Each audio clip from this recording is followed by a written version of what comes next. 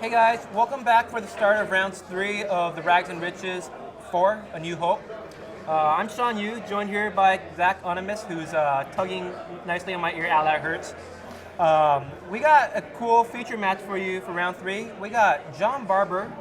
He is on Tron. He actually took first in Swiss last time and ended up losing in the top 8 in the Rags and Riches 3.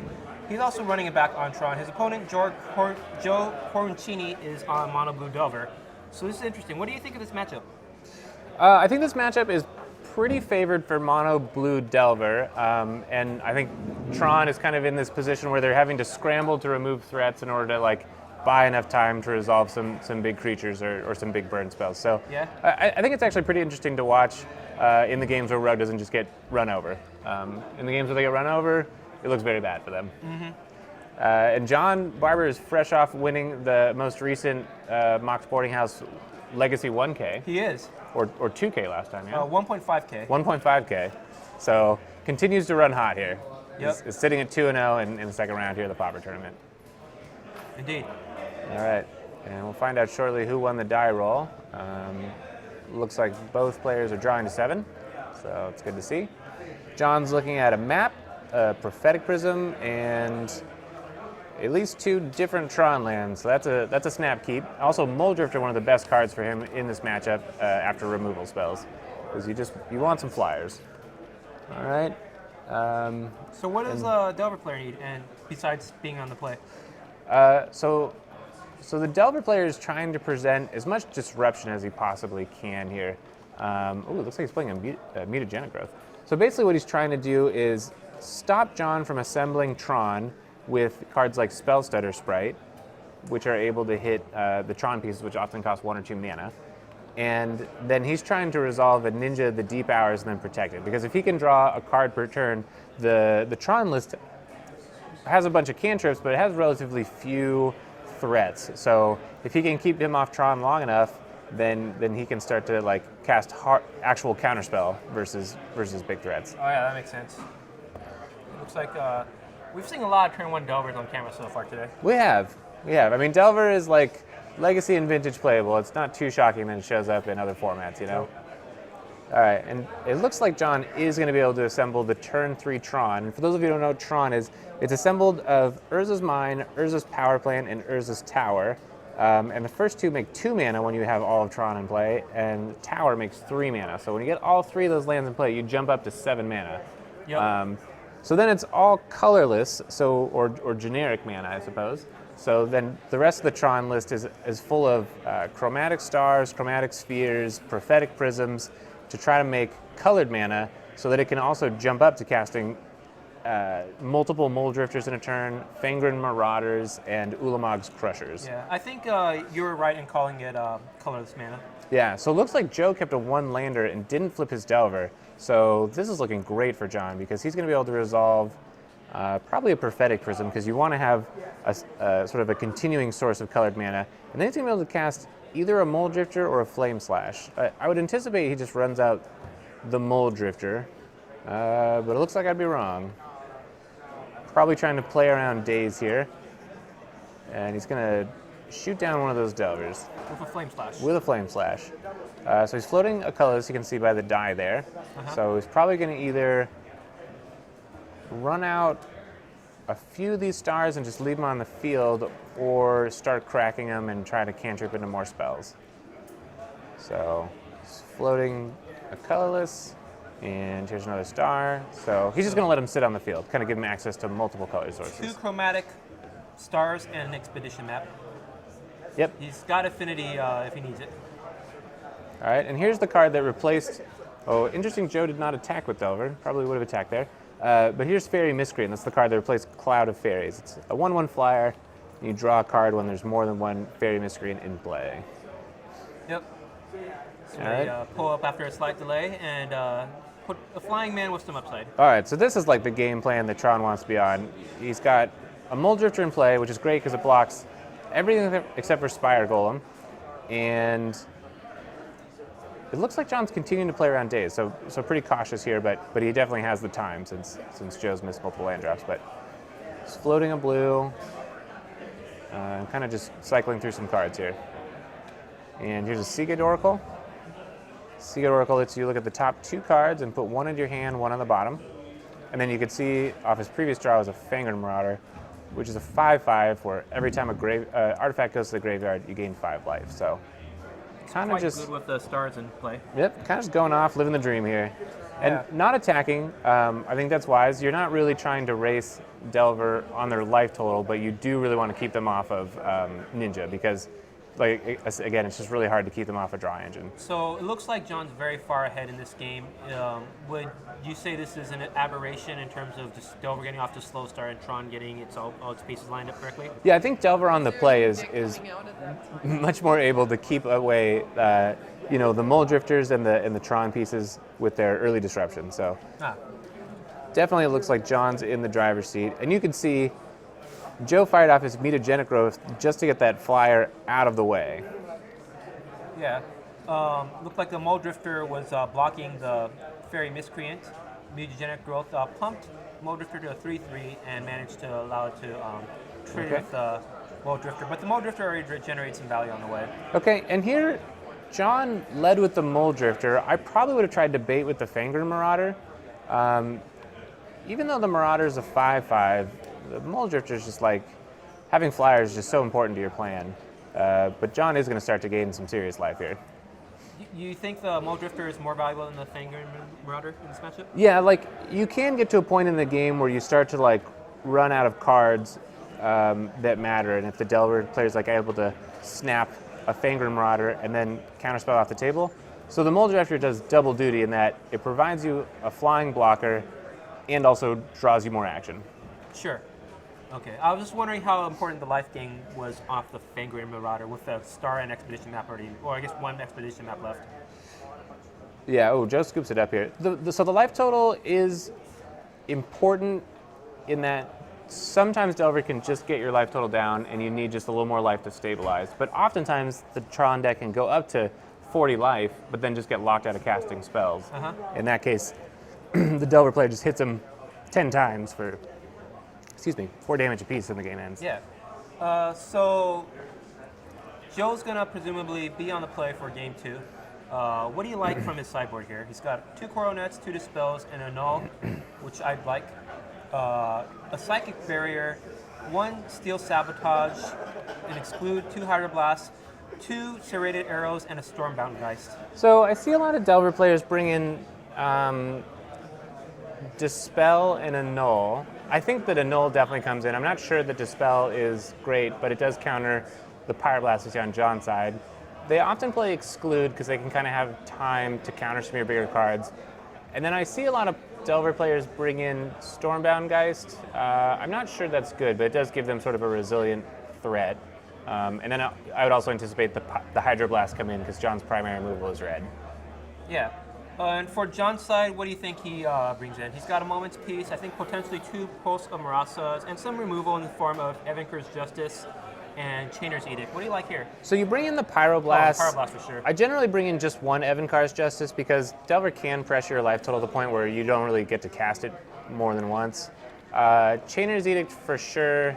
And then he could bring in a Moment's Peace, but I wouldn't recommend it just because you don't end up affecting the board. Okay. And I talked to John a little bit before the tournament about sideboarding strategies, and what you end up doing is kind of counterintuitively, you side out a lot of your creatures. So you'll side out 1 to 2 Marauders, the big creatures like Ulamog's Crusher, and a couple of the Seagate Oracles. Because you don't want to cut any of the things that help you make colors, because your basic game plan is to keep everything off the table for Delver, so they can't get a Ninja into play or get enough Fairies into play to counter anything relevant.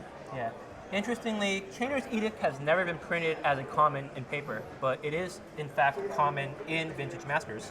And that was a pretty big addition to the Pauper format. Yeah, and Chainer's Edict is sort of one of the defining cards of the format. A lot of decks are touching black based off how good Chainer's Edict is. You can see this Rugtron list.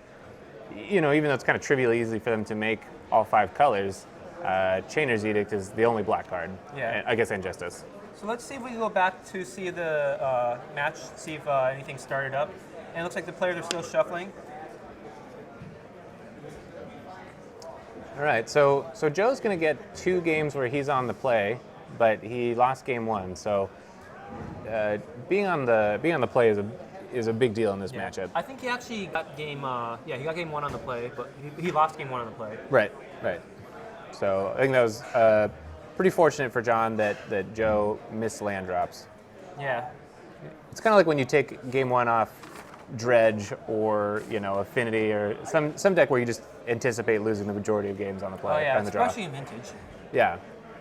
Even in Modern, it's like you're looking at, for those Modern viewers out there, it's like you're looking at Affinity and you think, gosh, post board I get all these haymakers, but pre-board I just have to get a little lucky. All right, so players fanning opener 7. We don't get a good glimpse at what Joe's working with. John looks like he's got a lot of artifacts. John's hand is a little weak. He's on the draw. He's gonna throw it back. Yeah.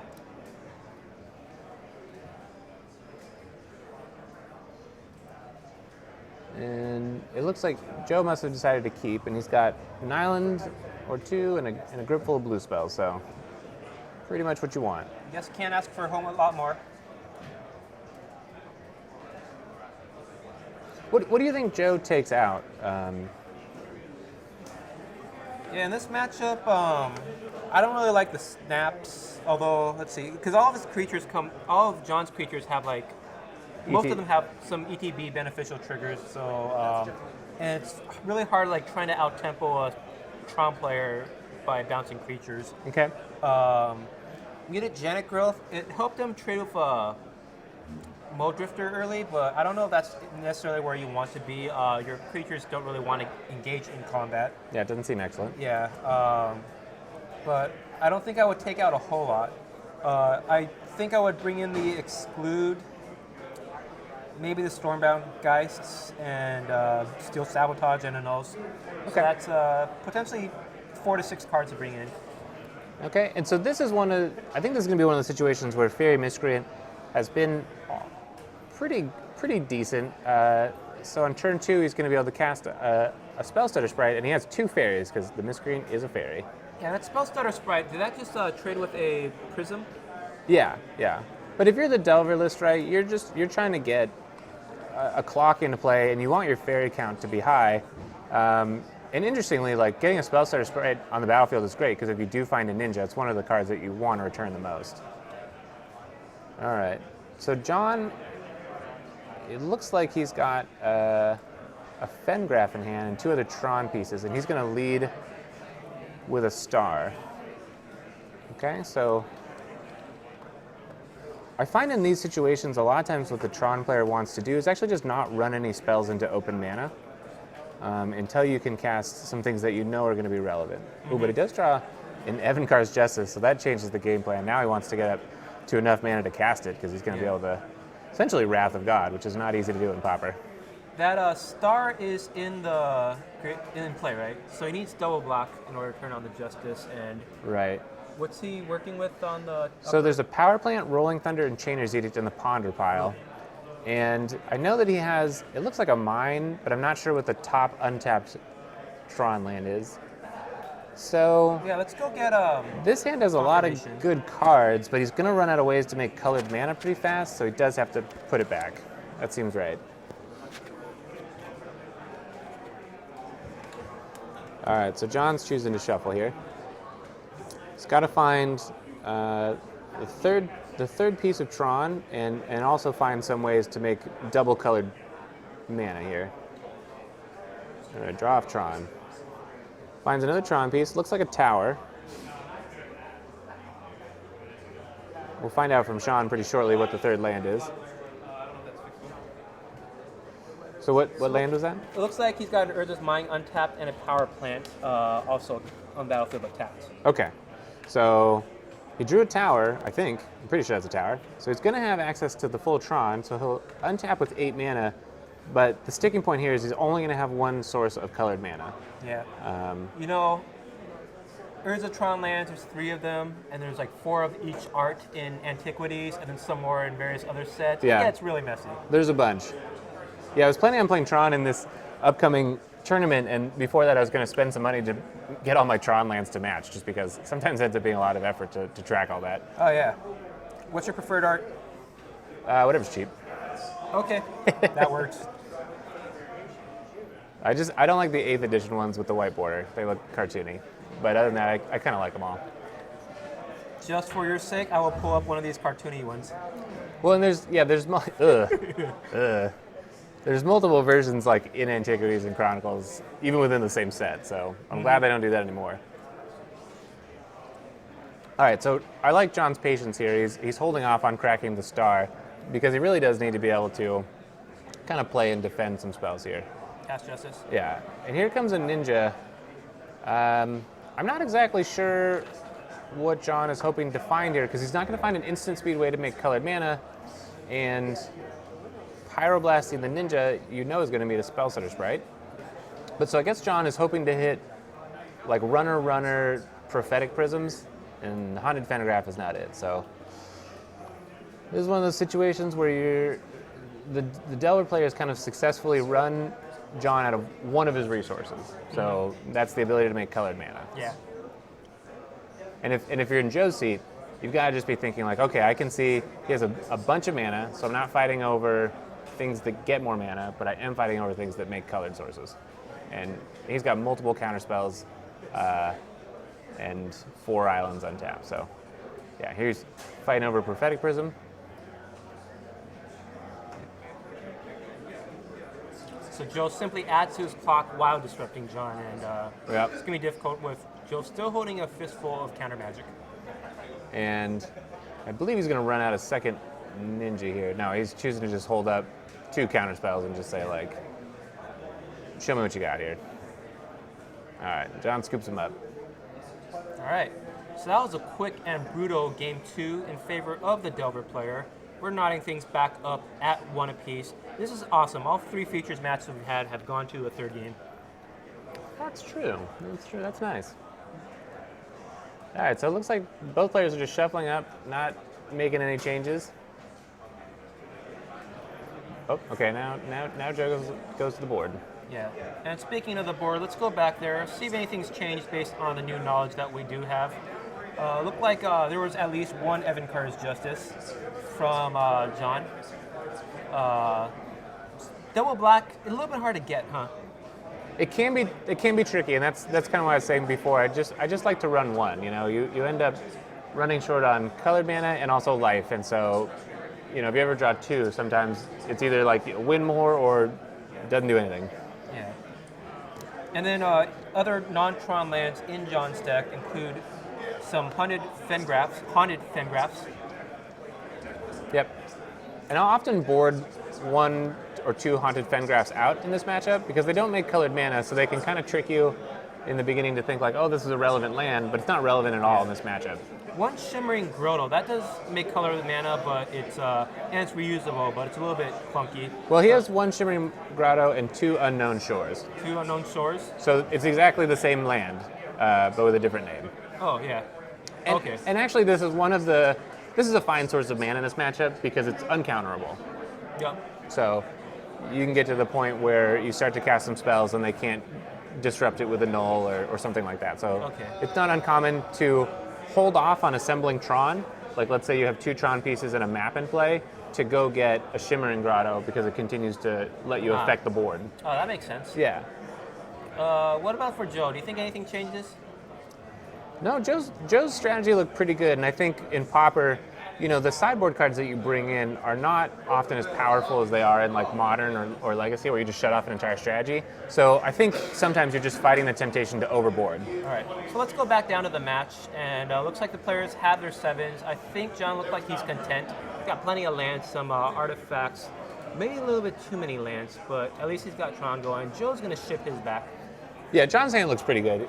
He's definitely going to have Tron. He's got at least 2 different Tron lands and a map in his hand, and it looked like he also had a Grotto and a Chromatic Star. So you are great at recognizing these arts. Yeah, I've seen these a lot, and Prophetic Prism. So, you know, one of the things about the Tron list is sometimes, you know, there's not much action in your hand, but your deck is all cantrips. So as long as you can assemble Tron, make colored mana, and continue to cantrip, you'll find the pieces. Excellent. Yeah, I've really been playing a lot of Pauper. It's a ton of fun. Oh, I'm sure it is. You know, So, they don't pay me to say that. I just like it. It's always been jam-packed whenever we get a Pauper event here.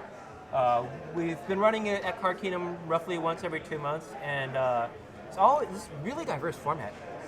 Yeah, it really is. I mean, you know, even playing a lot of Pauper, I always show up and Charles Wong is playing something I've never seen before, or somebody here's on a bug mid-range list which I've never heard of. So, Yeah.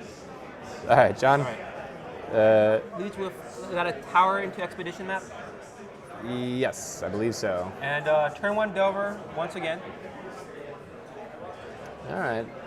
So ideally, John would have found like a firebolt there, but probably not unhappy to just untap with Tron. I might have put. Oh wait, that's actually a tower, so I'm not sure what the other land is. I think it might be a mine actually. Okay. Yeah, interestingly, a lot of times the last land that you want to put into play is the tower, because it allows you to put an untapped mana that makes 3 mana in play as opposed to the Sure. second one. So And I that's think. a power plant. Yep. Okay. So it looks like he's going to have Tron, and Joe might have a null, but you're safe from the other counter spells with just 1 mana up. Wrong art. We're doing this so that we confirm that was in fact a power plant. Yeah, don't try to sort through the art, so just make yourself crazy. Oh yeah, that was a power plant. Sweet. And now Tron looks like it's online. And that's a Prism. Yep. Hits the battlefield. This one, interestingly, has an enter the battlefield draw trigger. It's pretty sweet for this deck. Yep. And then John's going to reach for 2 more mana.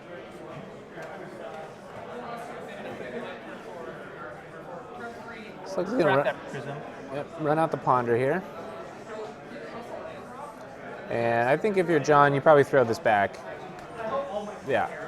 Fingered Marauder, you want to be able to interact with the flyers. You know, you really just need 2 Fingered Marauders post board to clean up the game. Yeah. But you gotta sweep away the flyers. And I wonder I can't ever see Joe's hand because he's on the far side of this big screen, but you know, if he gets to untap, he might be in real good shape. So I think John real desperately searching for a removal spell here. And then goes up to 4 colors mana, taps that Urza's Oh, Power. and he found a Chainer's Edict. Ooh. That's great. Although a little greedy to tap 2, potentially runs into Daze here. Well, it looks like this is going to resolve. Chainer's right. Edict's going to cause that Delver's Secrets to bite the dust before it gets a chance to flip.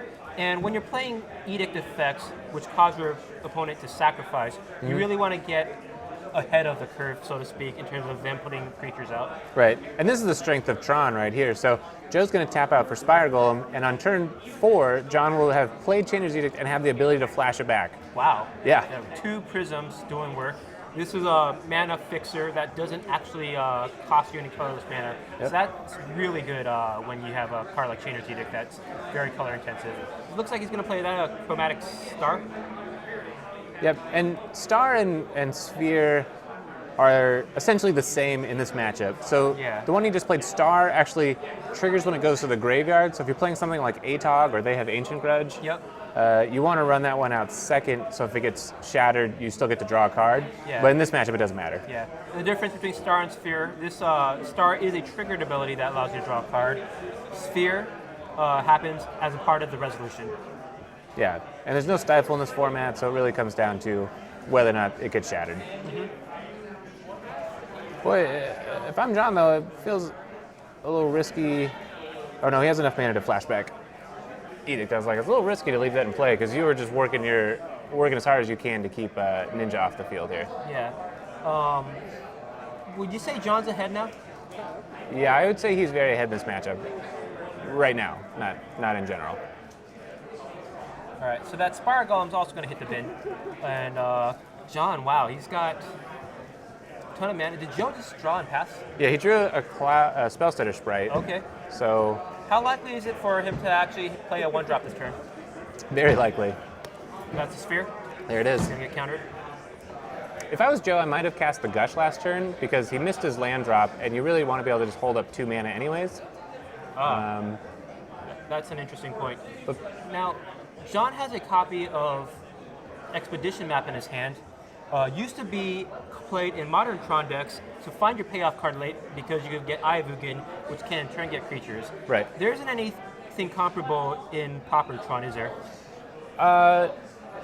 Well, in Pauper Tron, it helps you assemble Tron the most or easily on turn 3, right? Because you play a Tron land and a map, another Tron land, and then you fetch for the third land. So that's same as modern.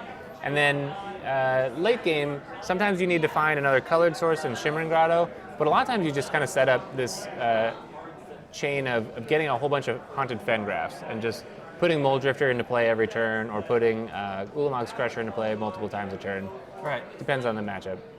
And now, as the Tron player, do you like cracking the Expedition map right away to fetch and maybe thin your library, or do you think it's better to hold it for when you get a Fengraph?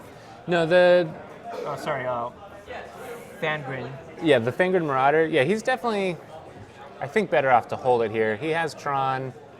He has Colored Source in his hand. He's not really needing anything other than a threat. So this is one of the dangers of Tron. Is right now he's a little flooded, but he's got a Pyroblast in hand. So.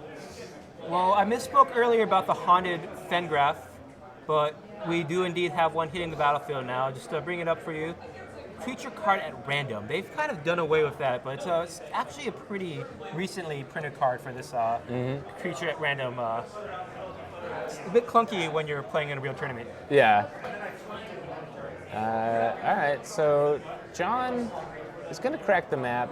I would expect him to get potentially another Fengraph, because what's going to happen is by the time he finds like a Moldrifter, Joe's almost certainly going to have several counter spells. So he's going to try to set up a situation where his Moldrifter gets countered and then he recasts it in the same turn off of Fengraph. He may do that multiple turns. Oh yeah, that sounds pretty sweet. Yeah, so John was far ahead, but now after drawing, I think, Unknown Shores and Shimmering Grotto 2 or 3 turns in a row, is kind of back up against it. Shimfunks, John does run 4 copies of Seagate Oracle, but he's not drawing them right now. I would expect that he probably sided out one or two of them at least, because they don't tend to block flyers, and you really want to kind of overload on removal spells. Yeah. What was that card? He just flipped a dispel to the dog. I think that was a null, or it might have been Vapor Snag. I do not recognize the art. Oh, that looked like a Vapor Snag. All right, so John's digging here. He's fetching. Looks like he hit another land, so it's looking pretty rough right now for him. More lands than Donald Trump. All right, so anticipate another Fengraph. Clock's ticking. Yeah. No, this deck interestingly only runs 19 lands, and it's got some ways to fetch lands. Plenty of cantrips, like the traditional sense with Ponder, and artifacts that cantrip. But it's drawn 8 lands. Well, he's got 8 in play and like 3 more in hand. And I'm surprised at Joe continuing to hold on to that gush. And this might be a big turn. So he drew Evankar's Justice, and this is where the Shimmering Grotto is going to come into play, because it's going to allow him to cast with buyback this Evankar's Justice and defend it. Yeah. And right now Joe could only cast. Oh, did John just pass it? Okay. He's going to go for the Evankar's Justice with buyback. Interestingly, if it gets countered, the buyback portion of the resolution also is countered, so they go straight in the graveyard. That's correct. Pyroblast is going to help resolve this. Now, Joe needs a Dispel in order to punch this through, or a Hydroblast. I don't know if you necessarily bring in Hydroblast in this matchup, though. Yeah, it depends. I think it kind of has to do with player preference. Right. So he's going to cast the Gush now. Gush in response, we'll see if he trying finds... to hit more interaction. All right, in the bin. All right, now when you say John's back ahead, Evankar's Justice does do 2 more damage, so it's kind of sorcery speed Pestilence. It certainly buys him a couple of turns. Right, did they go to Upkeep? They go to Upkeep? Yeah, there was some weird gesture where I thought John passed the turn, and looked like, and then he cast Evankar's Justice, so I thought I misinterpreted the passing the turn. But looks like in the chat they're saying he might have cast it on Upkeep. I don't know. I can't speak to that. Hey, Judge, can you check if the Evan-Curse Justice was cast on the upkeep?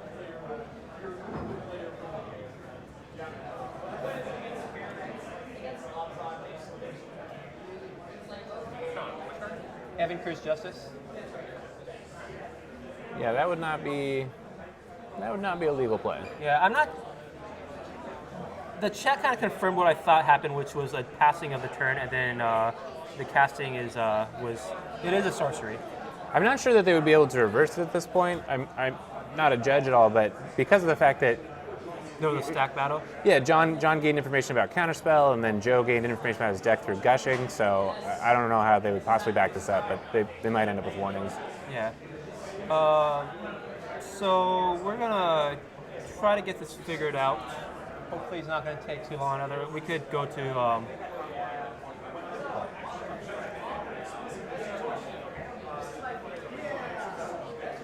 Okay, looks like we're gonna get the head judge involved. We're gonna step away for a second while this is going on. Get a better look at the metagame. So as you can see, blue or black Delver and mono blue Delver have been pretty represented today. And I think John's only Tron deck in the field. Every single deck with more than 2 players represented have been listed. Wow. It's pretty diverse. Really hoping to see some copies of Freed from the Real, but it's pretty cool. Yeah. Some fringe combo decks involved too. Let's see what's going on with the match. Hopefully, we get a resolution. It looks like we've gone a little bit too far to go anywhere. And 2 creatures in the battlefield. Judge looks like he's stepping there, sorting things out, confirming that Evan-Curse Justice is in fact. It is a sorcery. I remember playing this because Tempest was the standard set that was legal when I first played Magic. Okay. It's very near and dear to my heart, and I know the draft environment better than any other set since. Oh, really? Yeah. I think I drafted it once online. It was very painful. I've actually never drafted it, but I was familiar with the cards from standard. Oh. I see. Yeah, but I was tempted to get Magic Online just to draft Tempest Remastered, but it was not exactly the same thing. Let's see. So, Eost B. I don't think there's a lot of infect. I think the Kuldotha or the blue-red Kiln Fiend deck kind of plays that infect role a little better. Oh, that's interesting, and I agree. And somebody else asked, oh, why isn't there more Kuldotha Jeskai? I think that deck is not very well positioned right now because it kind of preys on this sort of slow, mid-rangey decks, but it also played on mono blue Delver, and at least online, I think that's gone away a bit. So, Interestingly, there were quite a few Kuldotha Jeskai decks at Rags and Riches 3, but looks like no one showed up with it today. Speaking of no one showing up, no infect today either. Anything listed under other is 1 copy at most. Sap Talks, it looked like the ruling was that the players did not get to rewind because too much had passed. John could have easily done that on the at sorcery speed to the same effect, but he wanted it to maybe get Joe to tap out a little bit on his upkeep. And finally, John draws a Mold Drifter. Okay, that Mold That's Drifter what he should needs. help a lot. Slow down the clock and now potentially 2 cards. I do not know what that card is. Yeah, I think that's an exclude, but let's get. No, he only had 2 mana up, so it wasn't exclude. I bet it's Psychic Barrier. So it's a counterspell that drains them for 1, or does 1 damage to them? Oh yeah, that looks like the correct art. Oof. I have not seen that played a lot. That seems... I don't know. All right, so John activates Haunted Fengraf and randomly brings back the only creature in his graveyard. Oh, that's Which is convenient. the That's Mold just Drifter. good deck building. All right, and then he is going to use the Shimmering Grotto for colorless and the Prophetic Prism to cast this Ponder. And now he's looking at a Fengraf Marauder, and at this point of the game, Fengraf Marauder actually is good, so I would be surprised to see him shuffle it away. That's what he grabbed with Expedition map, right? And just confirm, we got word from the spotter that the judges wrote it was too messy to be able to rewind. So the Evan-Curse Justice did resolve after Pyroblast traded with a counterspell. And it didn't functionally change the game. Well, it tapped Joe out of 2 mana on his turn. Well, but he still would have. What I'm saying is he would have fought the same counterspell battle Yeah. on John's turn, Yeah. and since he cast Gush, I mean, Oh, okay. I think it's better if everybody plays the game right. But in this case, it didn't have any functional impact on the game. Definitely not anything malicious. I wonder if John's playing with some foreign cards that he borrowed from a degenerate like Greg Mitchell. It's very possible. You should know how to sorcery and instant are said in every single Magic language, right? That's right. So he ended up shuffling. I definitely would have kept the Fengrin Marauder here. I can see why he wouldn't, but at 6 life and with an empty board, it's not too bad to start gaining some life and have a 5/5 on the field. Oh yeah. I know that sounds crazy, but at other points in the game, it's actually not that great to have a 5/5 on the field and gaining some life. Doesn't do that much. All right, quick shuffle from Joe off that ponder. What's he looking for? It looks like John is just gonna draw super live if anything. He has another haunted. Sorry, what's that card called? Fengraf. Haunted Fengraf, right, on the battlefield, so that if a Mole Drifter actually got removed as a blocker, he can still get value. Yeah, so Joe's not going to have any way to kill it. So he does have like a snap in hand. So what he's kind of trying to do is set up like a snap and then a counter spell. I'm a little surprised that he didn't snap. I think he has a ninja in hand, Okay. but kind of holding off on that, trying to get some value out of the Spellstutter Sprite, I suppose. So if Joe counters this, I wouldn't be too surprised to see John attack and then use Evankar's Justice again. Oh, that's interesting. Like he's got a window, right? But then that will put him at 4 life. Do you think that's a little bit scary? I mean, there's no burn coming out of the mono blue deck, so yeah, that's what's happening here. Okay. And then that's also going to allow him to return the Fengraf and then likely play it again. Not sure exactly how much mana he has, but I assume it's billions. Billions. With a B. Yeah, with a B. So yeah, so after that, he still has 5, 6, 7, 8, 9, 10. Yeah, that's pretty good. All right. Well, John can only potentially cast Evankar's Justice once more without dying, barring a copy of the Fangren Marauder. Fangrim Marauder. Don't you know where Fangren is? I do not. All right, so there's 5 mana, there's another Mole Drifter. Okay. Looks familiar. All right, so there's a Marauder and a Rolling Thunder. Ooh, I might have played the Showers first. I mean, I don't think he has Deckless, but you hate to get dazed at this point in the game. It just feels real bad. We were talking about Tempest draft environments. Rolling Thunder. Wow, that's a card. Yeah. I was trying to talk him into Kiervik's Torch earlier because then you just win right now. Okay. But he decided to go with Rolling Thunder because it's pretty sweet to like 6-for-1 somebody. Oh yeah. That's pretty good. So if you're John, I think you potentially bait out with the Fangren Marauder and then just Rolling Thunder his face. That's a plan. And even if, he decides to let the Marauder resolve, you're not unhappy. He has a map in play. All right, here you go. Fangren Marauder. He's gonna hit the stack, potentially the battlefield. Looked like it resolved.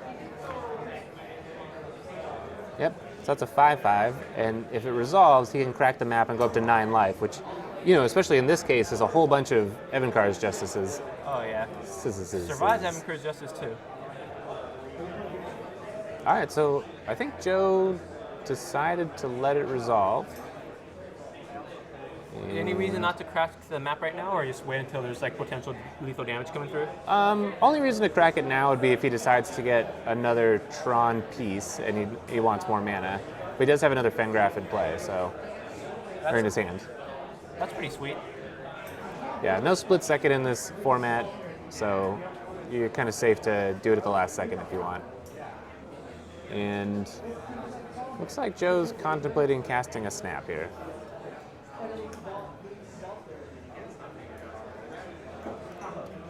Sapjocks, that's true. There is Psychic Barrier. I guess we know there's a one of, and I've never even seen Psychic Barrier before. It's like a very narrow counterspell in a format where actual counterspell and deprive are legal. So I don't know. I guess it's possible. I assume it's also just not in John's brain too much. You know what? John can only cast Evan Cruz Justice twice now, so he got you. Yeah, I mean, if he casts Evan Car's Justice and then gets Vapor Snagged and Psychic Barriered, like, you know, that's a thing. So John exercising a ton of patience, does not do anything on his turn, still got that Expedition map in play, ready to gain 5 life if necessary. Did not go with the Rolling Thunder. I think he's going to try to wait for Joe to commit, maybe with an attack or something from John's turn to make him tap some mana, and then Rolling Thunder is going to end the game. Yeah, I mean, there's no reason to throw away the Rolling Thunder. Like, you're in a pretty good position with a flying blocker. You have enough life with the Marauder, and you're holding Joe from swarming the board with the Justice. So, Oh, you know one thing he might have been trying to play around? Snap on the... Oh no, it's a cost to trigger the Expedition map, so yeah, okay. yeah, you can't even do it in response. Okay. All right, so he Now drew a Pyroblast here, which is pretty good for him. But Joe could potentially be representing 2 counter spells, Yeah. and with this spell, double dispel could represent 3. Mm-hmm. You're going to get in there with the Marauder. I believe that Joe, at this point, is the one who's sort of required to break the status quo, though. Yeah, John has a 5/5 on board, can present lethal next turn and force a block. Yeah, so I think if the game continues this way, John's pretty happy. And it's an end step Cloud of Fairies. Yep. John's got an option to do something at this point, but he's going to let it resolve. There's nothing particularly scary about a 1/1. Joe could potentially get aggressive, crash in for 1, maybe 2 of a Ninja of the Deep Hours, but with that Power Blast in hand, he's pretty protected. Yep. All right. So Joe's hand is Hydroblast, Snap, Ninja, and at this point, he's got to feel a little bit priced into getting him with the Ninja. Yeah, and the Ninjutsu is 2 mana activates, so you can still hold up 4 mana, right? Definitely. Turn off, that would turn off Evan Cruz Justice permanently. Well, I mean, he does have a map in play, so Oh, if that's how Joe's doing the math, Yes, you're he's correct. going to be disappointed, but okay. And John makes the block on the Cloud of Fairies, figuring if there's a Ninja, he would prefer the Fairy Miscreant to be back in Joe's hand. oh yeah. John is now, I think, contemplating blasting the Ninja. But he's going to be patient and just take it on chin. Okay. Joe draws a card. Off the Ninja. Do you see what he picked up? I did not. Pestermite. Ooh, that's interesting. Yeah, that is interesting here. All right. Oh, that's another Muldrifter. That's bad news for Joe there. Yeah, it gums up the board, card advantage, potentially think he has to fight through. Triggers the Muldrifter, draws 2 cards. That includes another Fangraph, right? Yep. Okay, I think, and it's a triggered ability, so you gain 10 life if this resolves. That's correct. I think it's looking all John right now. Yeah, that's a lot of life. Second All right. Fangraph, and that's a concession from Joe. Let's see, we got about 6 minutes left in the round.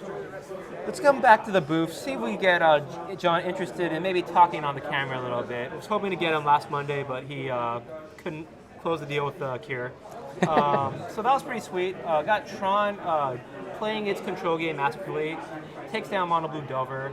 Do you want to interview him, or should I see if I could... Yeah, I'll talk to John. I talked to Okay, him great. beforehand, so. I'll go grab him from the booth. Okay. You want to chill here while I unclip and get John? I will chill. All right, cool. All right. And feel free to pull up any of the other scenes if Yeah, you feel it's... I'm gonna just put up the coupon code. We'll be right back with the interview from John, and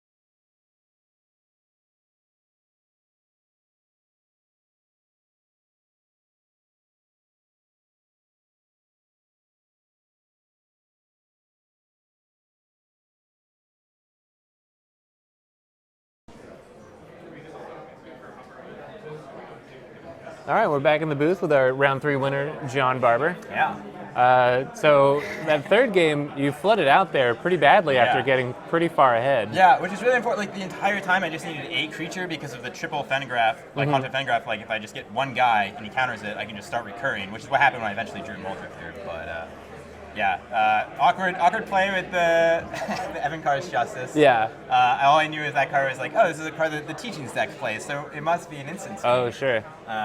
Which I mean, if I had just done it in my main phase, it would have been the exact same outcome. Yeah, it was interesting because it didn't actually change, like even how the mana tapped because he cast Gush to return the 2 islands he cast for counterspell anyways. Yep. But yeah, it was a little awkward. Yeah, it was definitely awkward. I felt bad. Yeah.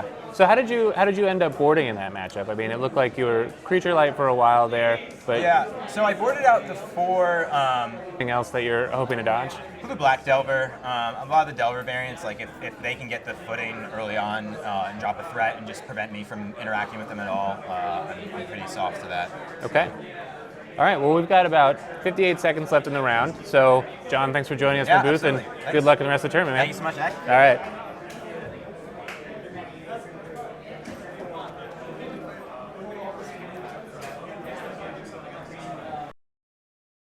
I mostly want to be dealing with his threats. He doesn't have a ton of them. If I can, get them off the board, I have the inevitability in the matchup.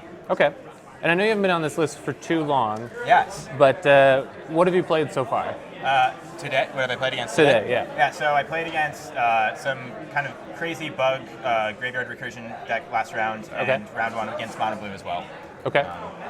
The sweet tech recommended by yourself this morning was to swap out the 4 Ancient Stirrings for 4 Ponder, which has been excellent so far. Like in that matchup there, I was very specifically digging for creatures kind of thing. Right. Ancient Stirrings would have been totally useless. Yeah, finding another Urza's Tower at that point in the game is just not very helpful. Exactly. Yeah. Okay. What have you felt like has been the matchup that you're trying to play, or that you could play for the rest of the tournament if you could? Mono Black, I think that's probably Okay. like my best matchup. Like I have so many ways to deal with their few threats, and like Rolling Thunder and a lot of my big dudes, like a land of Fangren and gain 15 life against them, and it's really hard for them to come back from that. Yeah, and the cards they're bringing in are like 3 Rain of Tears or whatever that Yeah, is. It's, exactly. Or Choking Sands. Not that exciting. Which really is not that. I mean, once again, the inevitability of that matchup is much in my favor. Okay, and I know you've already played Mono Blue twice, which Yep. is sort of a bad matchup. Anything else that you're hoping to dodge? For the Black Delver, a lot of the Delver variants, like if they can get the footing early on and drop a threat and just prevent me from interacting with them at all, I'm pretty soft to that. Okay. All right, well, we've got about 58 seconds left in the round. So, John, thanks for joining us Yeah, in the booth, and absolutely. good Thanks. luck in the rest of the tournament, man. Thank you so much, Zach. All right.